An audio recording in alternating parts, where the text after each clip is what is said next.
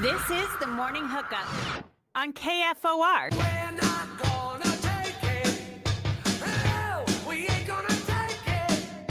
Oh, we're not gonna take it anymore. Good morning, Nebraska. Happy Monday. Welcome into the Morning Hookup. Hello, Elijah Wisely in the house. Happy Thanksgiving week Monday. Happy overreaction Monday, question mark. There's a full slate today. In a very short week for all of us. Short week, full slate. Clear eyes, full heart. Are we over it yet? Yeah, we done? Nope. My And by it, I think I'm referring to the Husker season rather than Saturday as a whole. I know. Are we over it? Boy, there's a lot to get to. That's a two-part question. Are you over Penn State or are you over the season? Where are you at? It's interesting because as we'll get to that. Short week, flipping the page, turning the page. We'll talk Nebraska, Penn State. We'll start looking at the Black Friday matchup, how important that game is based on the optics of the Nebraska football season. I think that's a big question going into it. College football did not disappoint over the weekend. Some of it got kind of cleared up. Some of it didn't. We'll look at that. We'll talk more Husker. How about Husker hoops we'll get to as well. Champs down in Kansas City. Talk a little Husker volleyball. NFL Week 12. My goodness, it didn't disappoint, did it? I know. Also, Evan Blam, the Lamar Ward Herald, and stories that we missed. If we have a chance to even get to those today, because there's a lot going on. Also, by the way, happy Championship Monday, downtown Lincoln, Nebraska, state football championships. Kicking off. What time did it go off this morning? What time's the first game? There's 3 today. 3 games today. 11, 2, and 6. I don't know. Moats will be covering the night game, the B game. I think it's 11, 3, and 7, I believe. 11, 3, 7.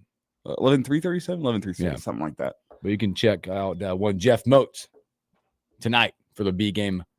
He'll be covering that from way up top of West Stadium on Memorial Stadium. And I'll be here in the studio. Yeah. Oh, yeah, that's right. Thank Because you. you did self-proclaim the best halftime segment. The best I can provide. No. You said the best. The best I can do. I promise the best I can do. Seen you work magic. Well, update from Monday Night Football, and there's nothing else going on tonight. Yeah. Whoa. 10-minute monologue, my feelings of Husker football. Yeah, you could give that. That would be that'd be special. But a lot to get to today. But let's just jump into it because there's a lot going on. Nebraska loses at Happy Valley 37-10. Reactions. I talked to my best friend, who, by the way, is one of the most passionate Husker fans through and through. And I get your pulse of the Real Reaction show, what Husker Nation was like, because he wasn't as disappointed. He said, going into the year, if you'd have told me this was going to happen, I would have told you I'm okay because I think it was already going to happen. Yeah. Is that fair reaction? That's a good reaction. If you would have told me preseason Penn State beat Nebraska 37-10, where the final score was, I would say, okay. You know what? That's a damn good football team. They're probably going to the playoff. Yep. I wish Nebraska could have kept it a little closer, but that's going to happen. The problem is that was not a college football playoff bound Penn State team. Are they better, as we kind of talked about last week, than their 4-6 record would have indicated? Yes, they had a lot more talent. They're still a 4-6 football team. And those are the two things you have to balance. Like, hey, that team's got talent. 2 great running backs, really good offensive line. Backup quarterback, but, still a Penn State quarterback who is he wasn't Whatever he wasn't who beat you. That didn't matter. Nope. But talented football team. You just did not match up at all. And I wish my big disappointment is that I didn't see it coming. I'm more disappointed in myself than anything that I, through all last week, saw how Penn State ran the football with Katron Allen and Nick Singleton. I saw how good their offensive line was, and I thought, you know what, maybe Nebraska has a chance. I let you, the people, down by thinking Nebraska had a chance. I think we all did. I think they everybody got did. Smoked on the lines of scrimmage. They got all 4 quarters. Physically spanked. Manhandled. Okay. Embarrassed. Physically spanked. That's all it comes down to. That's it. I will say this about Penn State. Yes. And unfortunately for Nebraska, it shows you probably how you're still a ways away from the athletic side. They were more physical. They had more athletes. Again, that roster, again, they are a 4-6 football team going in, but they have more athletes on that side. You saw it. They're older, age-wise. You look at some of their roster, juniors and seniors up and down, and you just didn't show up to the fight. And again, I'm with you. I think we were all led to believe that how hype we were, how we're ready for the matchup. Big Ten football, we're gonna stick our nose in it. Now, not everybody. I thought there were guys on that team that were fighting hard. I watched Sierra Wright fly around. Deshaun Singleton Fly around, like tried everything they possibly could. Emmett, as usual, ran hard on the Emmett offensive took side. a beating. That's about where it ended. And I'm not saying that Nebraska quit. They didn't have the effort, but you saw max effort for some guys. I'd honestly say a lot of guys, aside from your lines of scrimmage. And maybe those guys didn't even show minimum effort. Maybe they just got manhandled. That's kind of what some of my rewatch showed me is A lot of Penn State guys exploding off the line before your line even moved. Whoa. You're like, wait a minute. I think that just kind of shows what your line is this year, rather than a line that came in and wasn't ready for the fight. I just think physically they were 100% outmatched. And we've had our complaints about both the offensive line and the defensive line this year. Well, you haven't seen a performance like that since Minnesota. And Minnesota is not Penn State. No. I'm much more disappointed with their performance against Minnesota a couple weeks ago. Against Penn State, I'm just looking at a whole bunch of NFL draft picks for Penn State, or guys that are going to be probably entering their name in the portal and playing some more college football before they turn into draft picks, going and just dominating in the lines of scrimmage. And it's disappointing because it's Nebraska and it's a program where your head coach has been preaching since day one when he got here. Physicality. We're going to be the most physical program, most physical team on the football field. You were not even close to that against Penn State. I would go as far as to say, in a decent amount of games this year, you have not been that team on the field. Enough games for it to raise my eyebrows a little bit.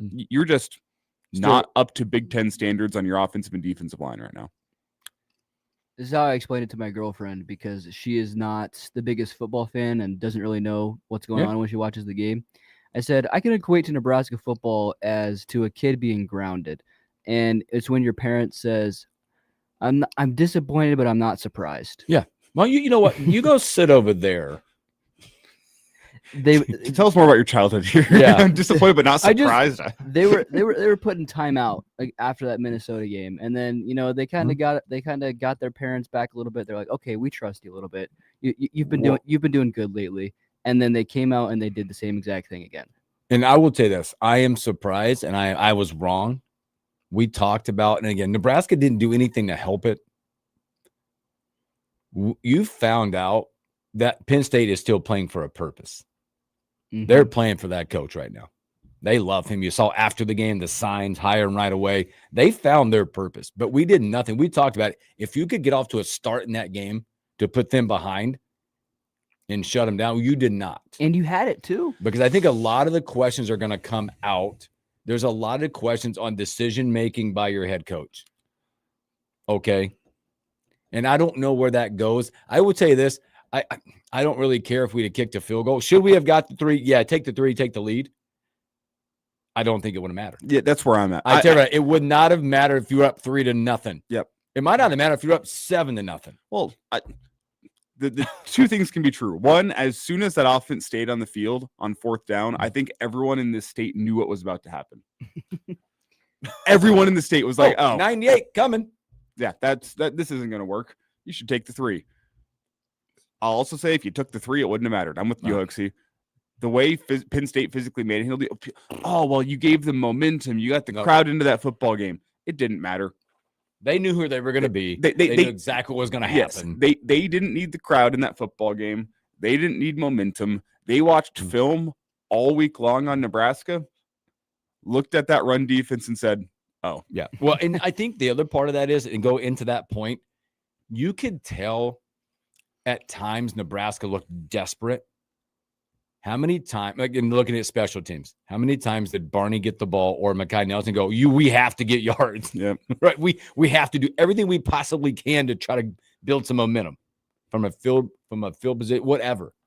There was desperation in this when you looked at it. In Penn State, 4 quarters, they look comfortable. Oh gosh. Again, it's another, you go back to what you said, it's another Big Ten team, regardless of record, who knew exactly who they were in it every single time. Now, it also helps to have dudes up front and 2 stud running backs to know exactly who you are. Mm-hmm. Right? You know who you are with those kind of guys. Well, and if you go back a month ago, that Penn State team was searching for who they are. Mm-hmm. They found that over the course of the last month. We asked the question, was that Indiana game? Is that going to demoralize them? Their last chance to go prove something to the country. Now, I think they proved something to themselves in that Indiana game, which is we are not as bad as everyone's been saying we are this year. Mm-hmm. We're down to the interim coach, but man, we just gave Indiana a hell of a fight. We are as good as everyone thought we were this year. The season hasn't been what we wanted to, but talent-wise, we are that good. Yes. And they went and proved it against Michigan State. For the first time this season, maybe I was like, since the Oregon game, that was a Penn State team that was playing with confidence. Mm-hmm. And they were confident in who they were. They played with a chip. It was really chippy during the game too. Right? So I don't know. TJ Lateef. Let's talk about QB1, Act 2. He was fine. Grade-wise, I thought he was a C. He was average. He was fine. I don't think he did anything to go, well, that was, 21 to 37, 187 through the air. Well, I'll just ask the question out there. If Dylan Raiola was playing quarterback in that football game, would anything have changed? I don't think so, except for the sack numbers going up. Is that fair? Yeah. Not in a bad way. I'm just saying, like, he eluded some things. It just was like, I don't know who could have been. Michael Vick might have had a chance in that game. Yeah, it's nothing changes. I don't. That Yeah, game. I don't think the winning margin changes at all. I didn't if walk Raio's away playing, going, so. "Wow, we're in trouble." With another, like, I don't think it would have changed at all. Now, you got a quick week. Ooh, How about a turnaround, by the way? Because Coach Rule was not having a lot of humorous type talk as the bells were ringing in their makeshift tent as he was doing a post game. You got to quickly turn your attention. You get back late, like we talked about before.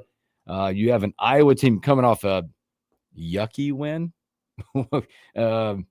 on Saturday, who's going to try to do exactly the same thing that you just witnessed with a quarterback that will also look to run the football.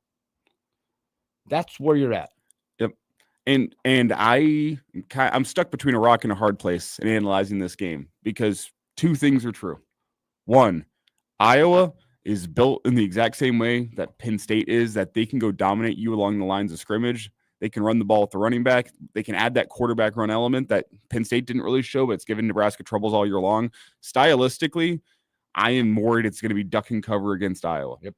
But to flip it around, under Matt Rule at Nebraska, whenever Nebraska puts up a bad performance, they have always come back and responded the next week. I go to 2023. Yep. Okay. Nebraska gets killed at home by a very, very good Michigan team. It's 45-7 is the final score. Everyone's like, oh, God, this team is not good this year. Mm-hmm. They're going to get smoked a lot. What do they do? They flip around on a short week. Remember the Sunday practice that they pulled after Michigan? They go beat Illinois on a Friday night 20-7. All right. 2024, they get smoked on the road by Indiana. Indiana goes and lays a whooping on them. You got 1 week to turn around before you hit the road and go play a top 5 Ohio State team in Columbus. And everyone's, oh, man, it's going to be a long one for Nebraska. 21-17. They almost pulled that one out against Ohio State. One of their best performances of the year. You can even go this year and talk about that Minnesota game. Got spanked. Yes, it was not good. Nope. What do? You turn around, you wouldn't beat Northwestern at home the next week. This team has always responded after a bad performance. So what you're saying is that going forward, we need to request short weeks and no bye weeks. I mean, Because you have the opportunity in front of you to turn around and respond. And Matt Rule-led teams at Nebraska have always responded. But, man, it does feel like Iowa stylistically can just I shouldn't say copy what Penn State does because their run game is a lot more limited. They're running kind of the outside zone where the running back just goes right at the tackle and heads either cut outside or cut back inside. I think is not a good matchup for Nebraska, but Nebraska always responds. Yeah, the line's a 5.5. Iowa by 5.5 is what I've seen. We're going to talk more about that as we creep down this short week. Coach Rule speaking today on the short week. Mhm. Okay, we'll hear more from Coach Rule later this morning and see what he has to say and where we're at. So let's take a break. Let's come back and we'll keep the college football thing and theme rolling. Let's look at what happened on Saturday. There's a lot of little mix-ups going on. Maybe Pat New Jersey wasn't lying about what the last 2 weekends meant. We'll talk about that and a whole lot more when we return.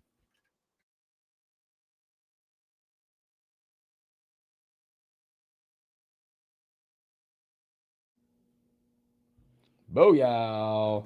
Good morning, everybody. Let's see. Good morning, Colby and Early. Not a baby. Morning, Todd. Morning, Ryan. It's not Ryan 840. Sorry, I got to get this right. Flood X10. Yeah, all the What up, Arlo? YouTube usernames just. They're like at now. Mhm. Yeah, Todd, I agree. I would not want to play Penn State in a 6-for-6 bowl match if they get in there. They're going to. Did you guys make it through the full game? I did. Heck yeah. What do you mean the full game? Watching it. I turned it off in the third quarter. Nope. Oh, I was doing post game. I watched the full thing. All the way through it. Adventure and masochism. By the way, they're Penn State is going to be bowl eligible. They had to Rutgers. Yeah, they're going to go 6-6. They are playing the only team in the Big Ten that's worse at stopping the run than Nebraska. I didn't know there was such a thing. Rutgers is the worst among Power 4 teams at stopping the run. I had no idea there was such a thing.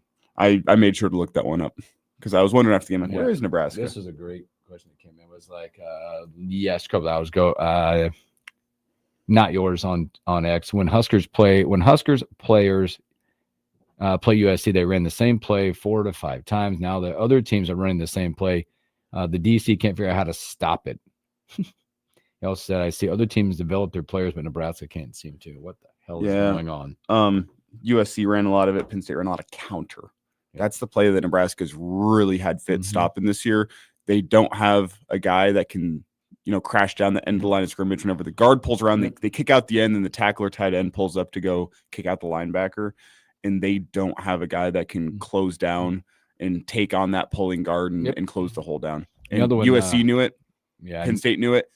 Everybody knows if you want to feel better, that is not Iowa's bread and butter. They got counter in the playbook, but they are much more of a zone at you type team where they're gonna running back straight at the tackle, and he's got the option to cut up, cut outside. Yeah, no, I agree with that. He says, I watch other teams make clear progress in development. Case in point, Penn State, their quarterback defense O-line clearly got better. I haven't seen any progress like that from Nebraska. Feels like they have regressed. Yeah, who in that front seven feels like they've gotten better this year?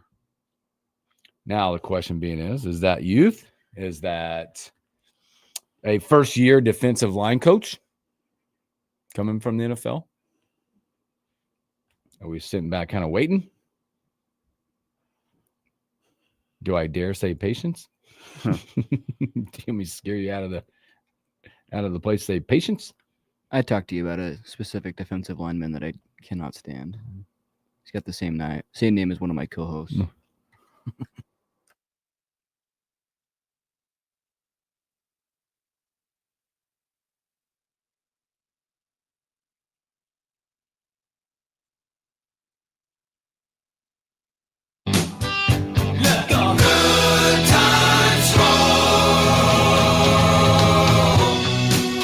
Welcome back in the morning hookup.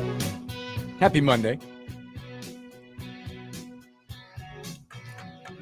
College football did not disappoint on Saturday. I mean, we were feeling disappointed probably. That was Sunday. Saturday. I'll be interested to see tomorrow night the unveiling of the new college football playoff after these games. Got kicked off early, 11 o'clock, couple of really good, meaningful games there. We'll get to the ACC because I don't know what's happening. ACC right now. Oklahoma. Hard-fought game. They solidify themselves right now. 17-6 over a very tough Missouri team. That Oklahoma defense, by the way, woo, yeah, that game sucked. It sucked to watch, but you know what's happening. That defense was so good. I think at one point, maybe leading in the fourth quarter, late in the fourth, like Missouri had like 8 yards. I talked about this in our pregame show on Saturday. I got up Saturday morning, start watching that Oklahoma-Missouri game. Like, this could be fun. Come like midway through the second quarter, I'm like, I'm gonna go take a nap. Yeah, I was doing stuff So, around the house. like 12:15 rolled around. I'm like, okay, this sucks. I'm gonna take a nap. Took a nap, woke up at 3:30 and went, oh God, our pregame show starts in 30 minutes. Yep. Long nap, felt great, but that game was Yucky. But they I mean, win. I mean, They win and stay in. Missouri controlled the ball. Was it 23 minutes of the first half, and they found themselves down? Yes. Yes. Yeah. Oklahoma defense is good. Not sure their offense will ever be good enough to win the college ball playoff. But again, you look at what they've done. They'll solidify themselves. They'll be somewhere in that ranking coming up. They're in. They're in as of now. This game wasn't any fun to watch at all, but I did catch myself. I happened to turn it on. Notre Dame. Did you see what happened in that game? Was it that's 2 scoop and scores? They scored 21 points. They were up 21-0 before they took an offensive snap. Yeah. It was scoop and score, block punt, Pick six. pick six. There it is. I mean, whatever. And then the next 2 possessions, as it was like Love for 50 something and the other running back for 50. It's like, whoa. I would say wasn't it 28-0 after like 4 offensive snaps? Yeah, it was 35-0 after 1. Jeez Louise. Those are 21. I'm like, oh boy, this is fun. Again, another game with meaningful impact. Oregon has solidified themselves now. As when you look at the ranking from an Oregon's perspective, they weren't in on Oregon. The committee was not in on Oregon based on their schedule, their wins. Now, 42-27. I think that clearly puts Oregon in the college football playoff. I think we talked about this on Friday. This is a good one for the Big Ten, by the way. Now you can probably lock in that the Big Ten will have it 3 teams in. Yep. And there's one team that's barely on the outside looking in. We got a big game coming up Saturday. Can Michigan, with the win against Ohio State, play their way in? Mm. They quietly went and dominated Maryland on the road on Saturday. Yep. It's not usually pretty for Michigan. This was finally like a good performance from Michigan. I mean, because it was they escaped Northwestern, they escaped against Purdue. Finally, a good performance. A win against Ohio State could put them in as the 4th Big Ten team. I think if you're the Big Ten, you're rooting for Michigan on this weekend. You try are. to get a 4th team in. Yes, because Michigan's the only team left standing in the Big Ten that still has a chance. I think. Yep. I don't think they do it. I but don't think they do it. But I also didn't think they'd get a win last year against Ohio State. I didn't think they'd get a win the year before against Ohio State. And they just keep on going and taking down the Buckeyes. So that's a huge game Saturday. It always is. Ohio State, Michigan. This one huge for Michigan's playoff chances. They need it to get in. And the Big Ten needs Michigan to win if the Big Ten wants. That's the only chance they got. Right now, you locked in 3 for sure. If you got a chance, if you're back and forth watching games, the most electric game all Saturday, I mean, minus some other things. How about Utah K-State? Wow. Did you guys check this one out? I missed this one. Here's the deal. Let me give you some stats, Elijah. Utah wins 51-47 with a 16-9 fourth quarter. What if I told you one team rushed for 472, threw it for 102 yards, 574 yards of offense. The other team, 292 rush yards. You do the math, over 700 rushing yards. Also passed for 259, 551 on offense, over 1,000 plus yards of offense. Utah, late touchdown, beats K-State, who rushed for 472 in this game. That's a big one for Utah, as they are just on the outside looking in of this game. K-State had their running back, 24 carries, 293. 3 tutties. Run defense options. Have yourself a day. Have yourself a day in a tough loss in that one. But it was entertaining from the perspective of bing, bing, bing. Touchdown came, I think, less than like 10 seconds left in this one. K-State loses. And a lot of questions out of K-State at this point with their program and stuff, but not a lot of questions with Utah as they hang on and their playoff hopes stay alive in that one. Speaking of the staying alive, I don't know who wants the ACC. Miami made a statement. They got to win in the morning. Pitt made a big-time statement. As now, I believe their win puts them in the ACC championship. 42-28. Does it put them in, or do they need? I think they're Or in. they need one more. I think they need one more. I win. thought There's a hilarious scenario that could happen in the ACC. Okay, lay it out for us. If oh, maybe not. if Virginia, Pitt, and SMU all 3 lose, there will be 6 teams that are 6-2 in the ACC. Well, Miami and Duke would both have to go win. Yeah. Oh, but they're playing. Yeah. Okay. Yeah. You're right. That's what, yeah, You're right. Yeah. You're right. Yeah. Miami and Duke would if they both go win, and then Virginia, SMU, and Pitt all lose. You have 6 teams that are 6-2. Who gets into the ACC championship I game? don't at know. that There's point? so many scenarios. I mentioned it to Hooksy whenever he talked briefly there about the ACC right before our last break. I said no one wants to win the ACC this year. No one. If you're looking at that for next week, let's see what that their schedule looks like. Here's what the schedule looks like. Obviously, Georgia Tech are what they are right now because they play Georgia, so their schedule is done for the ACC perspective. Play-in game question mark. Miami Pitt. Yep. Miami Pitt. That's an 11 o'clock game. Who are the other one? Virginia Tech. Virginia. SMU Cal. Cal guy took a tough loss over the weekend against Stanford. There's some. If Pitt beats Miami, Virginia Tech loses to Virginia, Duke loses to Wake Forest, and SMU loses to Cal. That would be Georgia Tech Pitt in the ACC championship game. If Miami beats Pitt, Cal beats SMU. There's just ridiculous number of scenarios. It in the doesn't make ACC. a lot of sense in our brains as we break it down. Another one, Big 12. This will be interesting. I think the Big 12 has a lot of interesting stuff as you look at the playoff. Actually, with Utah hanging on, that one, BYU goes to Cincinnati. They get the win right now. Texas Tech presumably looks like the one for sure to get in there. Does the Big 12 get another one? Look, right now, it looks like the SEC is bound for 5. Yes. Coming up, Utah, probably not. They'll need some help in the SEC. Yeah, they will. Because the SEC, looking at the games coming up this weekend from their perspective, don't put too much stock. Ole Miss is going to be in. They play Mississippi State this week. Georgia's got Georgia Tech. We'll move on from that. A&M, I think they're still in, but they got Texas this week. What that implications might be if Texas were to, at home, beat them. I think a Texas win still leaves them out. Oh, I think they're out. An A&M loss still keeps them in. Yeah, I think agree. they're out. LSU headed to Norman this weekend in a contest there. I think the biggest SEC game this week is the Iron Bowl. Absolutely. That's the one. You'll be keyed in on it. 6:30, Auburn, Alabama, from Auburn. Alabama's a 5.5-point favorite right now. That's the one you'll be looking at and going, okay. Yeah, because I think in the SEC, Oklahoma needs a win to stay in, and Alabama needs a win to stay in. Yep. Georgia, I think, is in no matter what happens. Yeah. A&M, I think, is in no matter what happens. So, and I think Ole Miss, with a loss, Still in. probably still in. But I don't think Mississippi State's well, got I enough. think- we'll see. The Egg well, Bowl, it's a rivalry game, so it you is got to throw out rivalry what you game. know. But A lot of that's going to come down to like Tuesday's ranking is going to mean a lot about where these teams get ranked. Interesting enough, watching Oregon, where they get ranked, where the committee believes in them.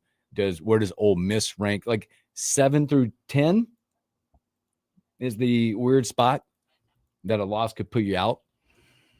I'll also be interested as you get past Saturday when you get into championship week. I've heard a lot of this discussion about what are the implications, or will there be any implications of the championship weekends where these teams are playing an extra game? Does it help or hurt these teams? How much stock does the committee put on that versus you look at like an Ole Miss? And Ole Miss is going to sit there. They go out and win. I don't know. They're not going to play in the SEC championship. They're going to be in if they win. And then you got two other teams, could be what, Georgia, Alabama, or whoever goes out and plays in the SEC championship. Does it help or hurt their stock? Be a big question. Group of 5 team seems to be Tulane. That's where it's at right now. Seems to be Tulane. I don't know. They won. Solid win over Temple. Temple's not good, but Who do they got this week? Well, what about North Texas? North Texas? They're 10-1. Tulane's highest ranked group of 5 team as it stands right now, though, Yes, right? and that would be the Mm. team. And they have Charlotte.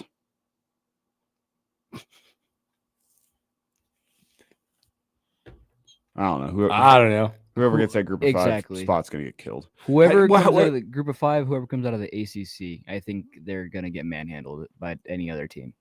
How do you guys feel? There's been discussion in recent weeks that the group of 5 doesn't deserve their one playoff spot. Where are you guys at in that I conversation? agree, and I think with a criteria. And again, I'll take this from Coach Saban. Saban talked about this on game day because he's one that believes in that. What you just said, they should not get that spot unless they're ranked in the top 20. I can't remember what number he said. There has to be like some kind of extra criteria to put in there to validate that spot. I disagree. You think they should get it? I think they should get a spot in there. I think that is college football. If you want to find the best team in college football, do we have any real benchmarks for Tulane? Let me ask that. That's a great question. Do we really know how good they are based on how their season has gone? Let me take you through their wins Yeah, here. can you tell me more? They've beaten Northwestern. Yes, that Northwestern. They beat South Alabama. They beat Duke. Ole Miss went and put a whooping on them. How about they beat Duke? All right. Well, they got a little resume here. They beat Duke. They beat Northwestern. Again, couldn't get it done against Ole Miss. Ole Miss 45-10. Yep. Their only other loss coming against UTSA in a really, really weird, bad performance. But they beat Memphis, who was top 25 at the time. They beat Florida Atlantic. They just beat Temple. The win against Northwestern, who Northwestern was a different Northwestern team week 1. Yep. But they beat them 23-3, and they beat Duke. Do we really know how good this team is? I know they've already played Ole Miss. Ole Miss beat them pretty good. That was a different point in the season. That's the argument I have for the group of 5 is we realistically don't know how good they are. They don't play enough games in a conference for me to say, okay, they're not that good. They're that good. You can look at their wins and say, oh, well, they haven't played anybody worth a damn in the past 2 months. How could you put them in? If you like college football, you put them in. Because college football is a wacky sport. When it comes down to matchups, any given Saturday. Yeah. On paper, does Tulane have the talent of a team like Alabama or Indiana? No. But you never know what happens until you get everyone in between those white lines. True. So that's where I'm at with it. It's an interesting conversation for sure. It feels like that spot's like a free space on a bingo card for the Power 5, for that for that group of 5. Sorry, to me. And again, it is a question: do you put other criteria in that spot? But again, I know where this is coming from a guy like Coach Saban, or it could be somebody from the Big Ten. They're vying for that spot for the other big conferences is what they're looking at. But again, I agree on that side with you. With the love of college, the pageantry of college football, there should be a spot for them. But should it have some kind of parameters with it? Has anybody ever won out of that spot or won a game out of that spot since it's been not in my memory? Well, it's only one. Boise? It's only been one. Did Boise win a game last year? No, they lost, didn't they? Penn State beat them. That was their first game. Yeah. Not that it has anything to do with it. I'm just thinking about that situation. So there you go. Tuesday night, they'll unveil. Tomorrow night, they'll unveil the 12 and what it looks like, and a whole lot more as we start also looking at bowl projections and things like that. I think that's another point coming up probably for Friday, the Iowa game. What bowl implications are if Nebraska can get it done on Friday? Oh, wait. Boise got the bye last year. That was weird. That's right. Remember, it was all weird, though. Yeah. The way they were looking at things. They changed the seeding They gave this a year. lot of was that a lot to do with the conference champions? They rated the top conference champion or something, whatever it was. It was a weird highest ranked conference. Yes. The 4 highest ranked conference champions. And Yes. Boise was a conference champion that was highly Because ranked, despite was the it- fact they were a group of 5. Was it Arizona State that was not a highly ranked champion last year? Clemson? Clemson, that's what. So the ACC being so down, that's when Clemson got put into the first round, and it propelled Boise into the top 4. Yeah.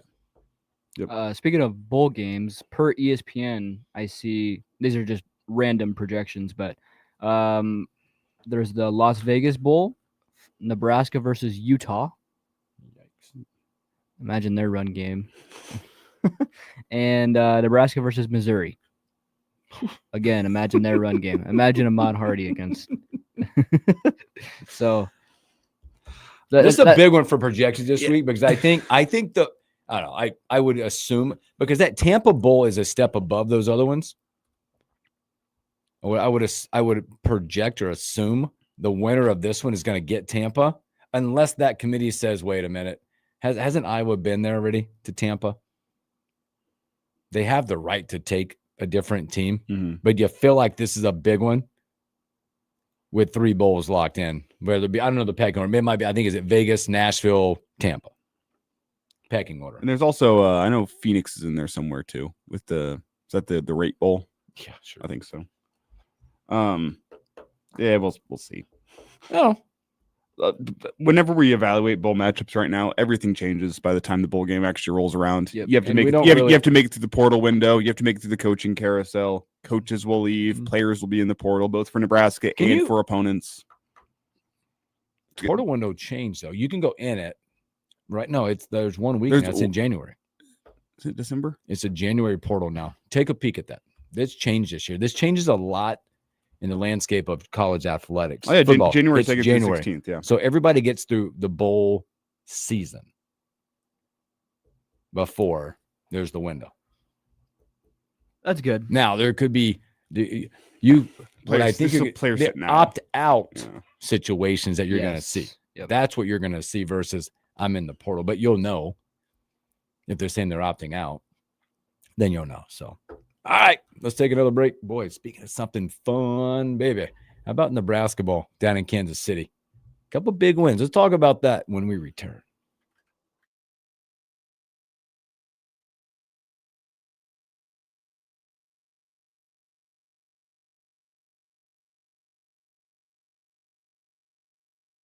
That is the dumbest thing I think I've ever seen. Yeah. What happened? We had Sam Hoiberg came on our show yesterday and talked about them putting time back on the clock. They You- took a you- he you took go a back- shot you- first. You go back 2 plays. Yeah, That's what I don't understand. Yeah, he said. So I hit the free throw. I knew I was going to miss the second if I made the first. I turned around, look at my dad. He says, "Miss it." So I miss it. They rebound it, and then they go back 2 plays to change the clock. Which he's like, "I'm not 100% sure, but I think that's completely illegal." Yeah. It is correct. Yep. Like he probably wouldn't have done that if he would have known That's that. exactly what he said. Yeah. But 0.9 still wasn't enough time, as our good friend Justice Rhodey said, because K-State didn't have Christian Leitner. So 0.9 still wasn't enough time. I knew Hooks would appreciate that. No. No credit where credit is not due. Saying Christian Leitner does not deserve credit for that shot. Nope. Okay. That's a take. No.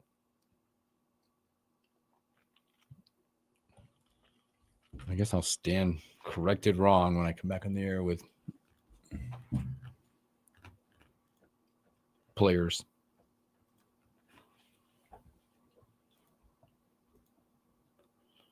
What about Husker volleyball this weekend?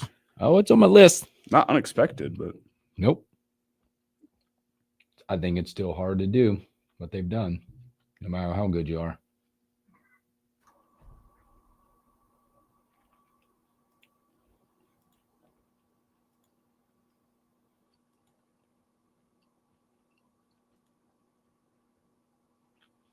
That is the stats right there that gets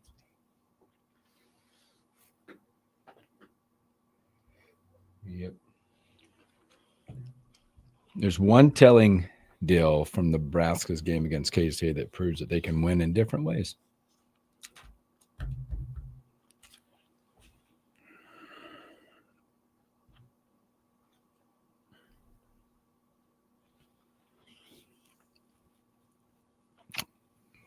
FloodX10 says gonna not have conference championship games if you don't reward those teams who make them. I just think it's gonna be interesting what the committee does with weighing those games. Because with the 12 You have teams that are going to be sitting there. Like I'm just throwing out Ole Miss. Ole Miss is not going to be in the conference championship game.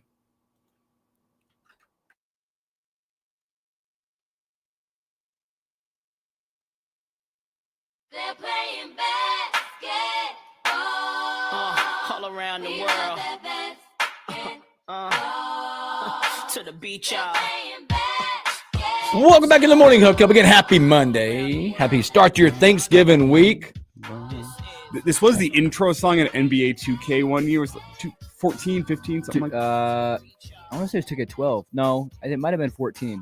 All I know is it was an amazing. That was video. that was like the last really good NBA 2K game. This was like whenever you fired up the game, this was playing electric every single time. This is Bow Wow.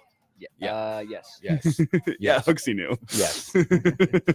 Again, happy Thanksgiving week. Got your plans ready to go. Got your favorite sweatpants laid out. Got your naps figured out. Games you're going to watch and all that stuff. Hope it's off to a great start. We have one good Thanksgiving Day game this week, which is exciting. The Packers. Who they play? It's the Lions. Wow, we're going to talk about that. That's fun games. over in the One NFL. quick thing about Thanksgiving: the girlfriend has never tried deviled eggs, and she's What? she's very excited. Do you have a take on deviled eggs?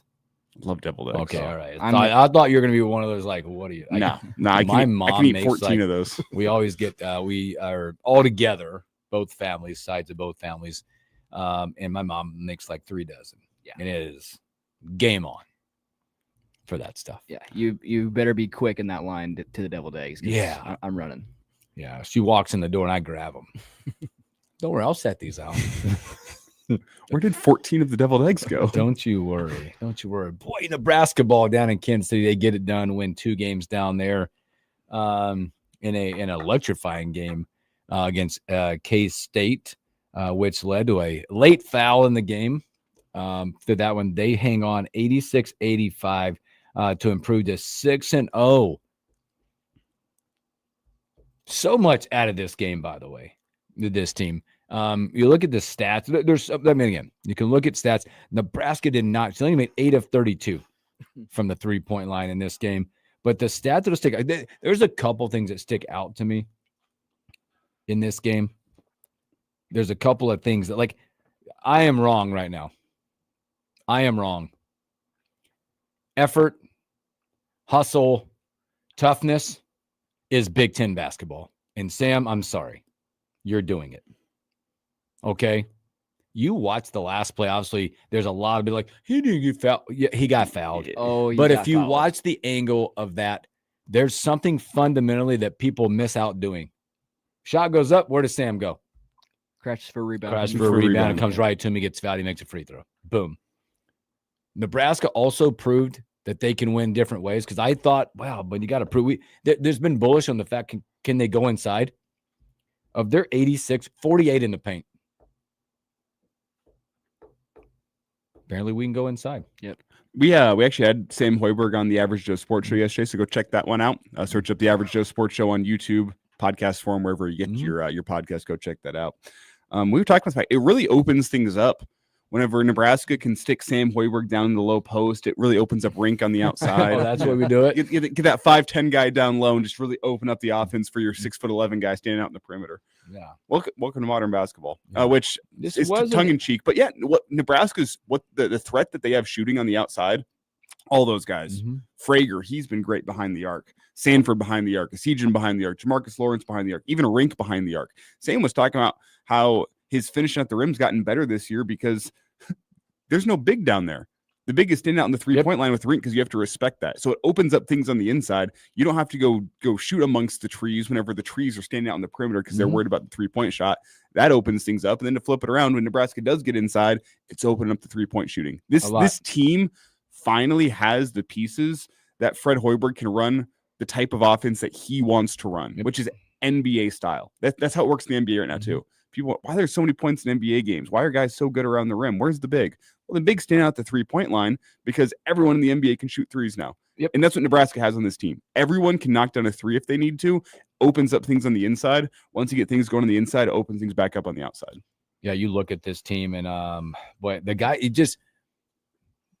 and again, I'm not going to go into the rotation because I think they found something. with what they have, with the 8 guys that played. Obviously, they're going to need more of those guys as they get healthier and from a Garcia or an Oogie as we get moving through the Big Ten play. But what they have found right now is a team that's playing tough. They play together. They're looking, their unselfish play. Frager was next to great for 2 games. Sam, next to great for 2 games. Jamarcus Lawrence, really good. Can we also ask Burkay not to shoot? He's really good down. He had 8 rebounds in the K-State game, but he was good. They got enough to get it done. Now, again, turning the page, they're 6-0. I'll be interested to see what the rankings come out, if there's a number by their name later today. You and me both. If not, they'll definitely be near the top of others receiving votes. The big game. I call it a big game tomorrow. They got Winthrop tomorrow night, 7:30 at Pinnacle Bank Arena. That Winthrop team should have beat Arkansas. They should have beat Arkansas. Now, for me, it's the turn the page mentality. And I think Coach Horbert talked about this in his post game, is how to get ready for a team coming to PBA. That is 3-3 on the year. They put up some points. They should have beaten a team in Arkansas. You can't turn your focus away. It's a spot where you can't have a letdown after a huge emotional win. You just won that hardware down in Kansas City. Oh, you come back home, we're playing Winthrop. Now, you can't have that mentality. You got to go full pedal to the metal. And on this team, just from our conversation with Sam yesterday, they have full respect for Winthrop. They've seen the film. They saw it. We're not talking here like, oh, Arkansas escaped. No, Arkansas should have lost that basketball No, game. they should have lost. Mm-hmm. I still know how they won it, which credit to them, I guess. But this Winthrop team is solid. They have Nebraska's full respect. I think This is a team that you're looking at in Winthrop that, hey, very real chance they're a tournament team at the end of the year. Yep. I also think these are 2 more great opportunities for Nebraska to keep building momentum, because you look what's coming up after. They've got Winthrop on Tuesday night, 7:30. Then you turn around on Saturday, South Carolina Upstate. 2 more chances to stay right, because then you have that looming game again, which we know, again, whatever you want to believe about Creighton right now or whatever, it will be a tough game. It'll be a tough matchup for Nebraska on that Sunday. And then they jump into not the easiest start in the Big Ten play when they go Wisconsin at home, and then they got to go to Illinois after that as your first 2 Big Ten games. But these next 2 couple of games are to get right, stay right, and keep building momentum as you go into those that tough 3-game stretch. What hasn't been tough? I guess it has been tough a little bit. How about Nebraska volleyball? That's your 3rd straight Big Ten title. And what I thought was going to be maybe they're a tough road game against Indiana, they fought hard in that one and got it done to get the Big Ten title outright. Back to back to back. Back to back to back. Again, In the when you look best at Big Ten volleyball conference in America, you're back to back to back. that is silly. That's silly. And they played at such a high level throughout the weekend of that. They've got a couple more opportunities coming up. I want to say Friday night. Sorry, I know I'm going Friday night after all the football stuff. Friday night, I think they go back to back Friday, Saturday, before the bracket will be unveiled coming up in that. And obviously you're looking at Nebraska, and that they will most likely be the number 1 overall seed in this. And the only 2 places they have to play the entire tournament is Lincoln and Kansas City. That's all they'll have to do. Yes, 5:30 Friday night, Penn State to town, which is always a highly contested, highly emotional type game atmosphere. And then they'll round out senior night, which is, I think there's like 2, which will be 8:00 Saturday night against Ohio State. And what you don't want to do, what you want to avoid, is we've already won the Big Ten championship letdown. Mm-hmm. You've already won it. Awesome. Can you avoid that letdown spot if we've Don't let accomplished off what we the want gas. for the regular season? No, this is about building into the postseason. You feel like Finish this strong. is a team that's just that's not that way. I feel like this when you talk about Nebraska basketball, you talk to Sam about it, and this volleyball team, they are just, it's different purposes right now. Yeah. Nothing better than that Indiana crowd those fans trying to get on the students. You see Becca Alec, give them the little wave. It's different. Well, and what I need to see from this team, if what we know about them is that their goal this year was not a Big Ten championship. Their goal is a national championship. That's how I want to see them in the last 2 games. Big Ten championship don't matter. It's a banner. That's all it is. Hey, we're going to take another break, and we'll come back. Oh, NFL Week 12. That was good. Evan Bland, a whole lot more when we return.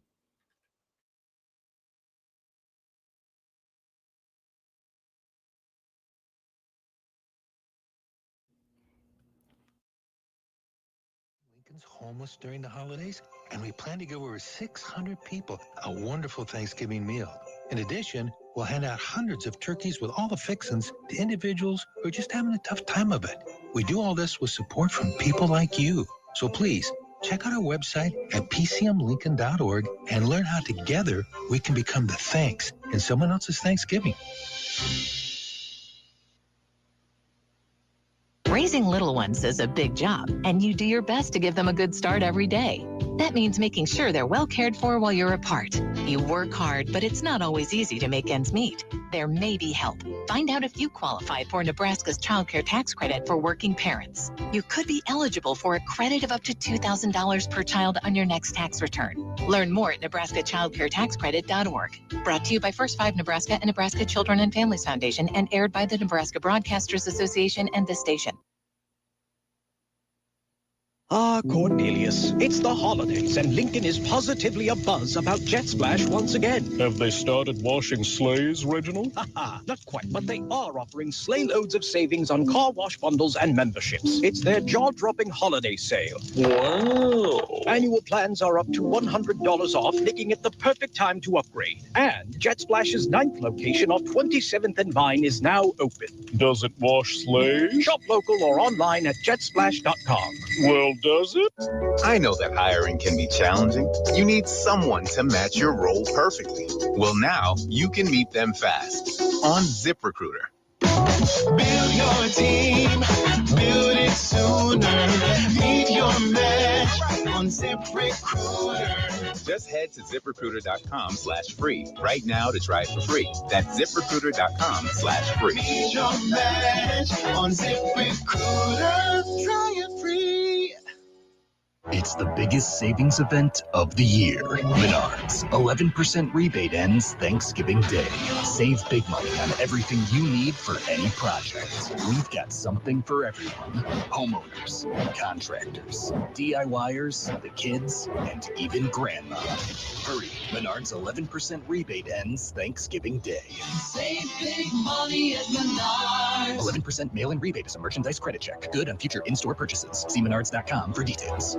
When it's not gardening weather, it's actually a great time to be thinking and planning for it. Hi, this is Chris Goforth. Join me and the experts from Earl May every Saturday at 8:30 to learn the tips and tricks to prepare for the next season. In the Garden with Earl May, Saturday mornings at 8:30, right here on KFOR. The guru of gutter protection himself, Chris Cunahan, president of Leaf Filter, is here to take your most pressing leaf-related questions and bring you a special Black Friday offer. Hey, everybody, Chris here. I understand we have Ron on the line. Ron, where are you calling from?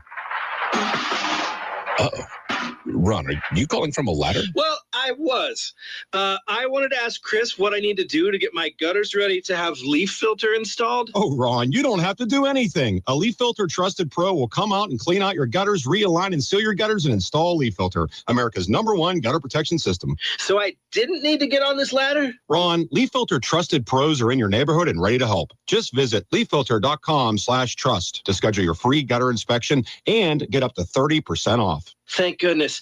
What was that site? That's leaffilter.com/trust. And now, as a special Black Friday offer, you can get a free gutter inspection, plus up to 35% off. This is our best offer of the season. Unlock it now at leaffilter.com/trust. See representative for warranty details. Hello, I'm Rick. And I'm Kim with Harley's Heating and Air. At Harley's, our focus is on you, the customer. If it's your goal to keep your system running at peak performance, try our service agreements. Call Harley's or schedule online at harleysheatingandair.com.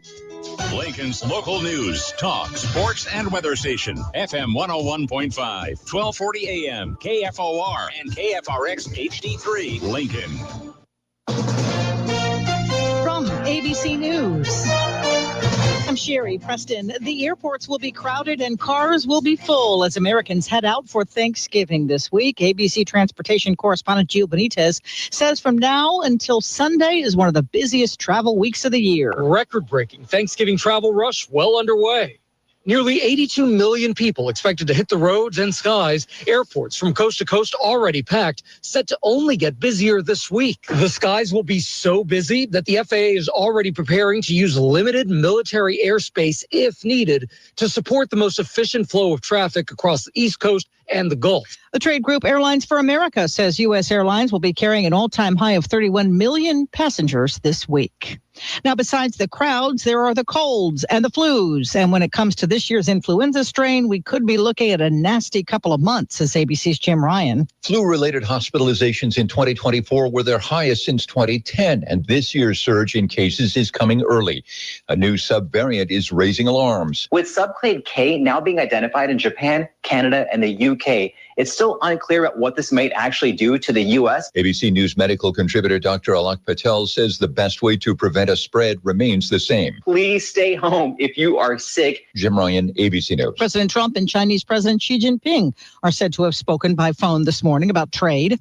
The U.S. military presence continuing to build up off the coast of Venezuela. The FAA is now warning pilots to exercise caution when flying over Venezuela due to the, quote, worsening security situation and heightened military activity. Now, in response, 6 airlines have now suspended flights to the capital of Caracas. ABC's Mary Bruce. European officials say they are encouraged by the progress made in peace proposals for Ukraine, even though they were discouraged by the initial 28-point plan viewed as many as being strongly in Russia's favor. This is ABC News. I love a day on the water with friends, but my moderate to severe plaque psoriasis sometimes holds me back. Now I'm all in with clearer skin thanks to Skyrizi. Risankizumab Riza, a prescription-only...